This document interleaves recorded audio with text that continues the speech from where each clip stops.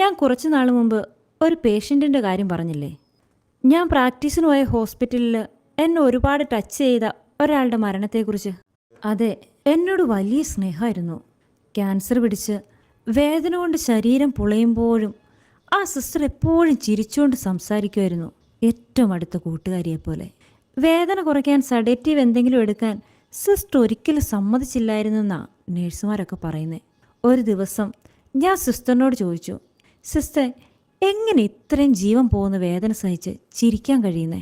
അപ്പോൾ സിസ്റ്റർ എൻ്റെ കയ്യെ പിടിച്ചിട്ട് പറയുക, ഈ ലോകത്ത് പൈസ കൊണ്ട് വാങ്ങാൻ പറ്റാത്ത ഒരുപാട് കാര്യങ്ങളുണ്ട്. അതിലൊന്നാണ് ഈ ആത്മസംതൃപ്തി എന്നൊക്കെ പറയുന്നത്. അത് പ്രതിഫലം ആഗ്രഹിക്കാതെ നന്മ ചെയ്യുമ്പോൾ മാത്രം കിട്ടുന്നതാ പപ്പ. ലാഭം നോക്കി മാത്രം ജീവിക്കുന്ന പപ്പയ്ക്ക് അതൊന്നും ഒരിക്കലും മനസ്സിലാത്തില്ല പപ്പ. എനിക്ക് ഏറ്റവും അധികം സന്തോഷം തരുന്നതേ ഒരു സന്യാസിനിയായി ജീവിതം മുഴുവൻ മറ്റുള്ളവർക്ക് വേണ്ടി മാറ്റിവെക്കുമ്പോഴാണെന്ന് തിരിച്ചറിഞ്ഞിട്ട് തന്നെയാണ് ഞാൻ ഈ ജീവിതം തിരഞ്ഞെടുത്തത്.